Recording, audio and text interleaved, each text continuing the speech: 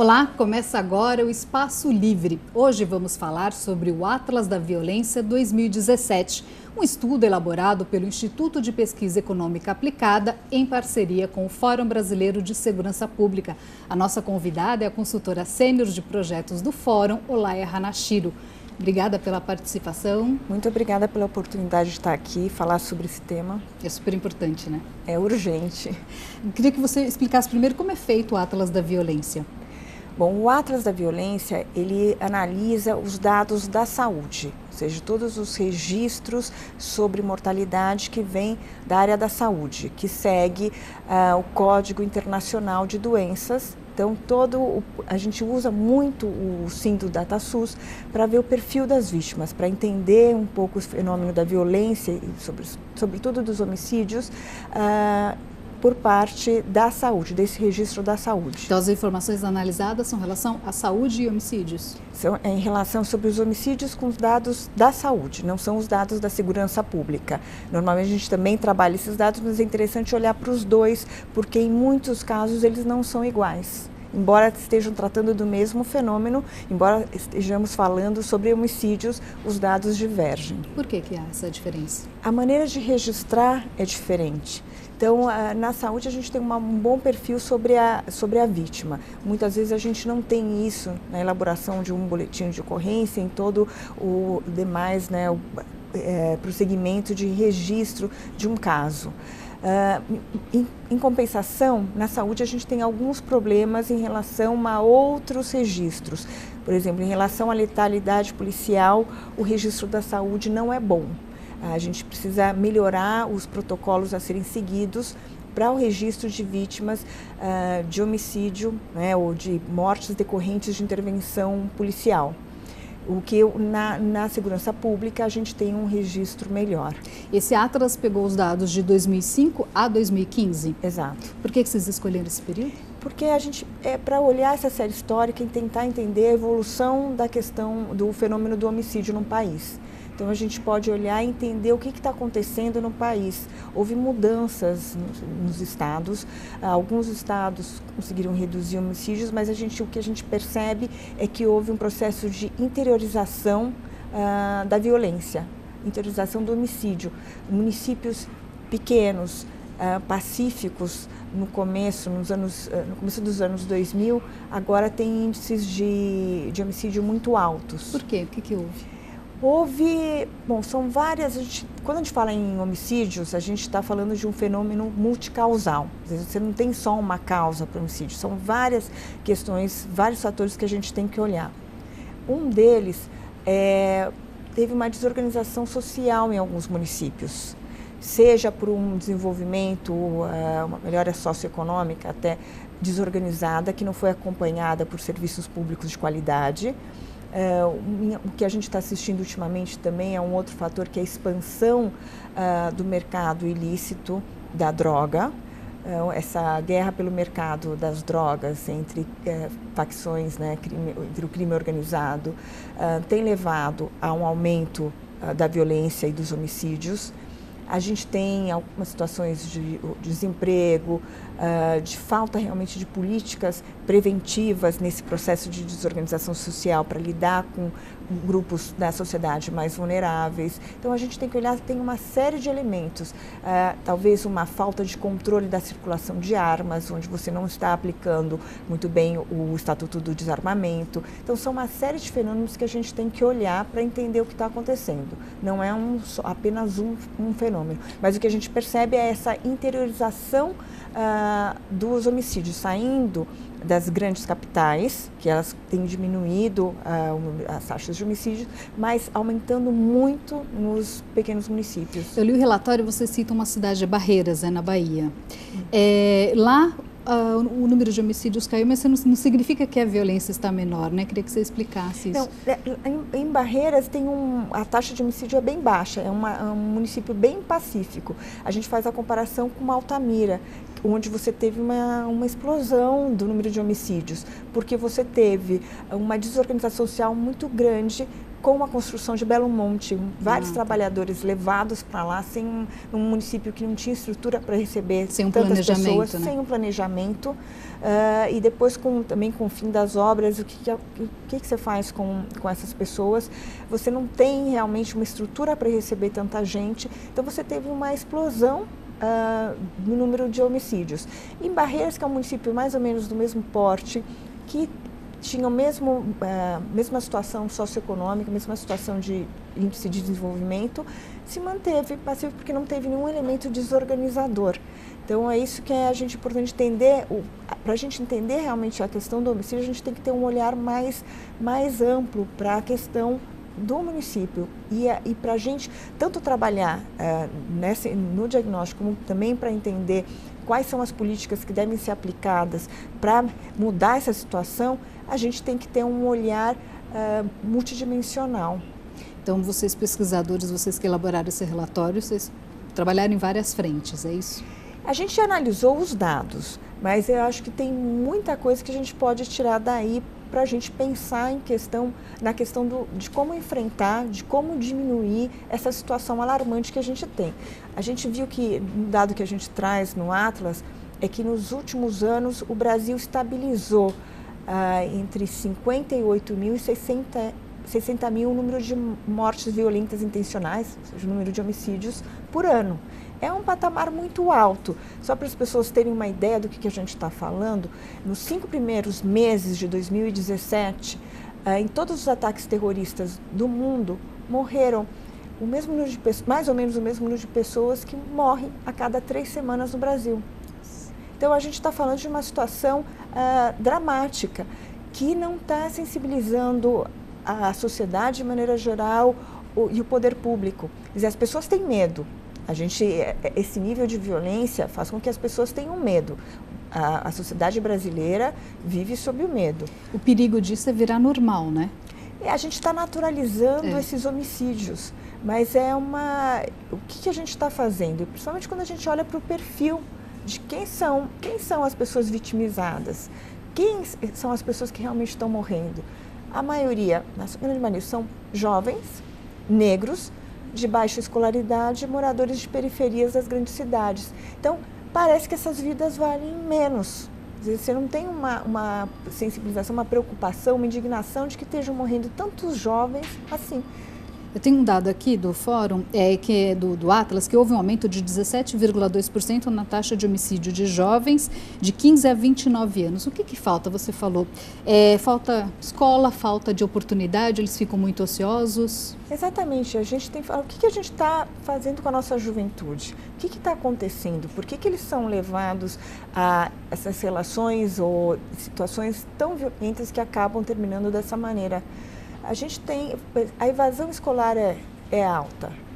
Primeiro, a gente tem que ter todas as crianças na escola, mas além do que, mantê-las na escola e mantê-las numa escola de boa qualidade. O que está acontecendo é que a qualidade do ensino básico é muito ruim e ela não atrai os jovens. Quando a gente está discutindo educação, a gente está discutindo a educação de maneira geral, inclusive em escolas particulares de boa qualidade, a gente está o tempo todo repensando o que está acontecendo com esse modelo de escola, com tantas mudanças na sociedade, a gente não mudou muito o modelo de educação. Quando a gente fala na rede pública, isso é muito pior.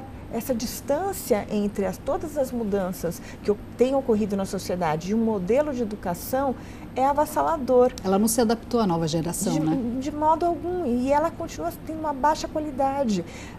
Então, esse jovem, é difícil manter esse jovem na escola com essa baixa qualidade.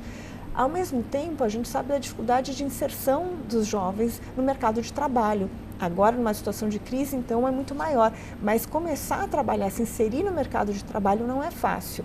Então, é para isso que a gente tem que olhar. E, ao mesmo tempo, a gente tem, que é isso que também é outra questão que a gente tem que repensar, a nossa política em relação às drogas. Quer dizer, essa política de guerra contra as drogas, de puramente uma repressão nas ruas, a gente está criando uma situação de guerra que não resolve a questão do consumo, mas você acaba trazendo ganhos enormes para o crime organizado, criando uma situação realmente, como eu estava dizendo, de guerra, expondo a mais risco ainda esses jovens, e a gente está enchendo as nossas prisões. Falta um plano nacional para reduzir isso. Falta um olhar mais geral, um plano realmente nacional de segurança pública, que olhe todas essas questões, que olhe os dados que a gente tem e que pense, que chame a responsabilidade todas as esferas de governo, porque a questão da segurança pública não é uma questão só de polícia. Embora a polícia seja fundamental, não dá para falar em segurança pública sem falar em polícia, que essa é uma outra questão que a gente tem que discutir, falar sobre as instituições policiais, mas segurança pública é muito mais que isso. E ela tem responsabilidade, o governo municipal, né, o governo estadual, mas não só em relação às polícias, e o governo federal também. E a sociedade tem que estar acompanhando o que está sendo feito, exigindo, cobrando uma política nessa área. Com relação à polícia, o que você acha que deve mudar?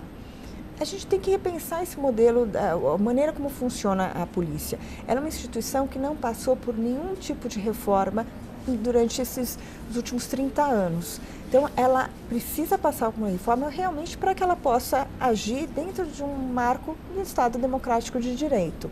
E isso não só para a eficácia, para a maneira como a polícia atua, para que ela seja realmente uma garantidora de direitos e ela não seja, que as pessoas possam confiar na polícia, o cidadão tenha uma proximidade com a polícia, e também para o próprio policial, para que ele tenha melhor condições de trabalho, para que ele possa reivindicar essas melhores condições, para que ele possa também, dentro da sua instituição, ter um apoio melhor.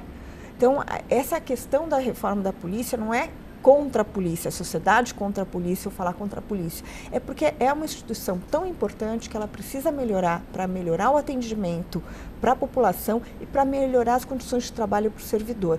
Hoje em dia é preocupante a gente ver o uso a maneira como a polícia está atuando, com a letalidade policial que tem aumentado muito, embora Rio e São Paulo tenham diminuído o número de homicídios. A questão sobre a letalidade policial é um problema muito sério, aumentou e a gente tem um índice muito alto.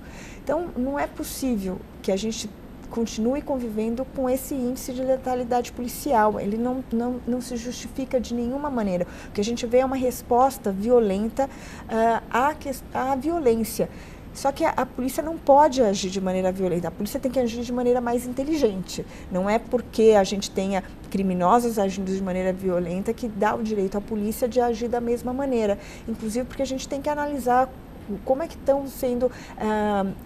estão acontecendo esses confrontos, esse número tão alto. A gente tem vários parâmetros internacionais e sobre qualquer parâmetro que a gente olhe, os números do Rio e São Paulo e o número do Brasil em geral estão fora, se não se justificam. E a gente vê que não dá resultado essa resposta violenta, porque a gente continua com a sensação de insegurança, a gente continua com esses índices altíssimos de homicídios.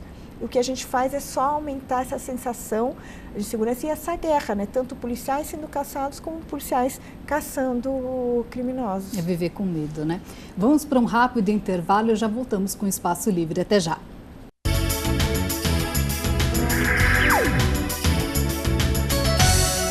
Estamos de volta com o Espaço Livre, hoje sobre o Atlas da Violência 2017, um estudo elaborado pelo Instituto de Pesquisa Econômica Aplicada em parceria com o Fórum Brasileiro de Segurança Pública. Nossa convidada é a consultora sênior de projetos do Fórum, Olaya Hanashiro. Olaya, vamos falar agora das mulheres. A lei do feminicídio de 2015 mudou alguma coisa nos números das mulheres ou a violência aumentou? Não dá para falar que a violência aumentou, porque é um novo registro. Antes, muitos dos homicídios de mulheres que caberiam na categoria feminicídio apareciam mascarados na violência geral. Então trouxe uma visibilidade. Trouxe uma visibilidade que ainda precisa ser melhorada, porque nem todos os feminicídios são registrados como feminicídios. A gente ainda tem a gente ainda perde alguns registros para os homicídios em geral. Então é muito importante a gente poder ter esse registro bem feito, né, para poder para poder realmente avaliar a dimensão desse fenômeno, da questão da violência contra a mulher. Então é fundamental, mas a gente ainda está começando, leva um tempo para a gente ir melhorando o registro desses dados, a gente tem que exigir cada vez mais e a gente poder realmente ter uma dimensão, poder ter uma história para saber o que está acontecendo. É difícil dizer se aumentou, se diminuiu, porque a gente não tem um bom registro, uma comparação, a série histórica é pequena. O que a gente sabe, porém, é que o número de homicídios de mulheres brancas diminuiu nesse período que a gente olha no Atlas, de 2005 a 2015. Ao mesmo tempo, o número de homicídios de mulheres negras aumentou. Por quê? O que houve? A gente tem um elemento de racismo, que a gente também vê em relação aos homicídios de homens. Quer dizer, a gente tem que assumir que a sociedade brasileira é racista. Existe um racismo institucional, existe um racismo estrutural. Não é só uma questão de desigualdade social, é uma questão realmente de racismo. Em relação aos homens, eu já vou voltar ao tema das mulheres, mas em relação aos homens, quando você pega um homem negro e um homem não negro nas mesmas condições sociais, nas mesmas condições socioeconômicas, moradores do mesmo bairro, mesmo estado civil, assim, tudo parecido. Você tem 23,5% mais chance de que esse homem negro sofra um homicídio do que o homem branco. Uma diferença brutal. É uma diferença muito grande. Então, você tem a mesma situação, não é só a questão de desigualdade social, de situação socioeconômica da população negra. Existe, de fato, uma questão racial. E com as mulheres, a gente também vê isso. Então, a gente vê isso em todas as questões de violência contra a mulher, o índice de violência das mulheres negras é mais alto. Tem uma explicação, além do racismo? A explicação é o racismo. Agora, o fenômeno da violência contra a mulher, aí sim é um fenômeno muito mais amplo, que perpassa a classe social, perpassa a escolaridade, uma série de fatores. É uma sociedade muito patriarcal, né? É uma sociedade muito patriarcal, é uma sociedade que precisa repensar uma série de valores de como vê a mulher, como trata a mulher, quais são os direitos da mulher em relação ao seu corpo, às suas decisões, ao seu lugar na sociedade. É uma sociedade que ainda não respeita esses direitos e ainda há uma dificuldade, ainda a gente está começando a trabalhar realmente políticas públicas nesse sentido. A lei do feminicídio, assim como a lei Maria da Penha, foram um grande avanço nesse sentido. A lei da Maria da Penha trouxe uma janela para a mulher, uma forma de denunciar, né? Eu não quero isso, não quero aquilo. Ela foi muito importante, é uma lei muito importante, é uma das melhores leis que existem no mundo em relação à violência contra a mulher, violência de gênero até, porque a lei Maria da Penha, inclusive, avança muito mais trabalhando a questão de gênero, que vai além da questão da mulher, já é um tema ainda difícil de discutir na sociedade, ainda existe um tabu muito grande em relação a isso, mas a lei da Maria da Penha foi muito importante porque ela mostrou que existem vários tipos de violência contra a mulher, ela tipifica essas violências. A gente geralmente fala da violência sexual e do feminicídio, mas até para você chegar nessa situação, né, extrema, já fatal de um homicídio, um feminicídio, a mulher passa por vários tipos de violência. Ela começa com uma violência, a violência psicológica, né, a violência verbal, a violência patrimonial, e ela vai subindo de escala até a violência física. Só que nem todas identificam como violência, né? Muitas situações a mulher não se reconhece em uma situação de violência, principalmente quando é essa violência verbal e patrimonial. As mulheres não percebem que estão vivendo uma situação de violência e geralmente ela vai tendo uma escalada nessa situação e é muito difícil porque geralmente a maioria dos agressores na questão da violência contra a mulher são pessoas próximas de relação afetiva, são companheiros ou ex-companheiros dessas mulheres. Então é muito difícil quando você está nessa relação perceber essa situação e é muito difícil para a mulher sair dessa situação. Por isso é fundamental, é muito importante ter uma rede de atendimento, uma rede de apoio a essa mulher. E quando a gente fala em rede de apoio, quer dizer, não só ter uma polícia preparada para receber essas denúncias, investigar investigar essas denúncias e a gente ter esse registro que a gente está falando, mas é fundamental a gente ter a saúde, sabendo como atender essas mulheres, protocolos para o atendimento dessas mulheres no serviço de saúde, porque muitas vezes essa é a primeira porta de entrada das mulheres que sofrem violência, não é a delegacia, é pelo serviço de saúde. É fundamental ter um apoio, uma rede social, de assistência social à mulher, porque em muitos casos a mulher também não tem para onde ir, ela não tem a quem pedir ajuda, principalmente quando ela sofre também uma violência patrimonial. Para essa mulher conseguir sair dessa situação, sobretudo quando ela tem filhos, é muito difícil. Sim, porque às vezes ela não quer que os filhos percam o padrão de vida, né? Uma escola particular, uma aula de inglês, então ela sofre mais com isso. Isso, desde uma situação, isso a gente tem em todos os níveis sociais, mas para a mulher que não trabalha, não tem uma renda, porque ela não trabalha, ela ficou trabalhando até então muito, né? Ela trabalhando, cuidando da casa, cuidando dos filhos, que é um trabalho que não é reconhecido também pela sociedade, mas que é um trabalho enorme. A gente sabe o que é administrar uma casa, cuidar dos filhos. Essa mulher não tem uma renda, ela não tem para onde ir, muitas vezes ela não tem o apoio da família ou algum lugar para ela poder ir, ela tem medo de perder a guarda dos filhos porque ela não tem condição de sustentar esses filhos. Então, é uma situação muito complicada. E muitas vezes o que a mulher mais quer, ela não quer tanto ver o marido, o companheiro, o agressor preso, ela quer que pare aquela violência. E é muito difícil.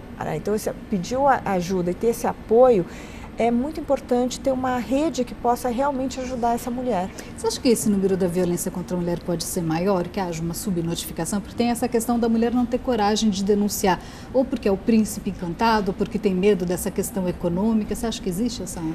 Provavelmente haja uma subnotificação, porque acho que, como falei, primeiro, muitas mulheres não se reconhecem numa situação de violência. Segunda, dificuldade de pedir ajuda. Onde ela vai pedir ajuda? A gente foi um grande avanço quando começaram a ser implementadas as primeiras delegacias de atendimento à mulher. Mas a gente sabe que elas são poucas, muitas não estão bem equipadas, não têm condições de receber tantas denúncias e fazer o acompanhamento necessário com psicólogos, assistentes sociais. A gente sabe que, na verdade, o que a gente deveria é ter uma capacitação geral, transversal das polícias, para que qualquer policial, né, ou policial militar num atendimento na rua, ou qualquer delegacia pudesse receber bem essa mulher, receber essa denúncia, saber fazer o encaminhamento para os serviços adequados. Então a gente sabe que a gente tem uma dificuldade muito grande, porque a mulher não se sente muitas vezes acolhida, e dependendo do tipo de violência, essa mulher sofre um processo de revitimização quando ela vai fazer a ocorrência. Isso a gente vê muito em relação à violência sexual. Quer dizer, essa mulher sofre um constrangimento muito Duas grande, vezes, né? Um questionamento moral em relação a essa mulher. Você falou da subnotificação, mas em relação aos dados gerais nesses 10 anos que você analisou, você acha que há uma falta de transparência dos dados? No homicídio não é bem essa quantidade, pode ser mais? Eu acho que a gente tem melhorado muito em relação ao registro de dados, mas ainda sempre há algo que se possa melhorar. A gente precisa ter uma transparência, a transparência é fundamental. Quer dizer, para qualquer serviço público, e a segurança é um serviço público, precisa prestar contas à sociedade. E essa prestação de contas passa por falar, olha, o fenômeno que a gente tem, o problema que a gente tem é esse, a gente está resolvendo dessa maneira, o resultado é esse. Para isso a gente precisa ter dados, a gente precisa dessa transparência.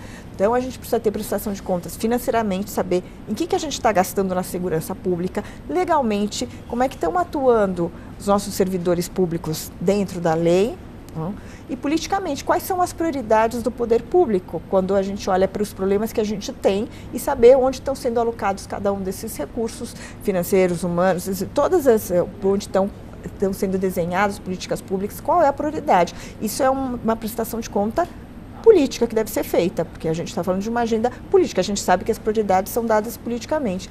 Então, a gente tem melhorado nos dados, mas a gente tem que melhorar muito mais. Em relação ao homicídio, a gente também precisa padronizar esses dados, que ainda tem algumas questões de saber exatamente o que se registra em cada categoria.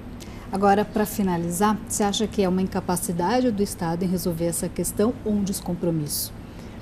Eu acho que depende. Em alguns momentos em algumas situações a gente tem uma falta de estrutura, mas hoje em dia já é cada vez mais difícil falar isso. Nos estados talvez menores, com menos recursos, talvez você tenha uma dificuldade de sistematização desses dados, de trabalho, né, estatístico desses dados, que deveria ser um papel do governo federal induzir, ajudar nos estados que não tenham esses recursos, né? Repassar a tecnologia, know-how, financiamento de equipamentos necessários. Mas em outros estados também existe talvez uma falta de entendimento da prestação de contas necessárias, dessa transparência necessária. Existe uma falta de compromisso com esses valores democráticos talvez, quando a gente fala em dados, a gente sabe que existem várias maneiras de se olhar para esses dados, depende de como a gente recorta, de o que a gente coloca em cada categoria. Então, é fundamental a gente ter essa transparência. Tá bom. Bem, eu achei o Atlas muito interessante, eu li tudo. Onde a pessoa pode encontrar? Queria que você desse o endereço, o contato do fórum. Ela pode encontrar no nosso site www.forumseguranca.org.br. Tem algum contato que a pessoa, se quiser conhecer? Na página web, ela pode encontrar todos os nossos contatos. Telefone, contato por e-mail, e ali tem uma série de outras pesquisas na área de segurança pública que acho que são interessantes, que a gente trabalha justamente com essa questão fomentando a transparência. Vamos torcer para que tenha mais transparência. Obrigada. Né? Obrigada pela participação. Obrigada a você. O Espaço Livre de hoje fica por aqui. Até o próximo programa. TV Câmara São Paulo, informação para a cidadania.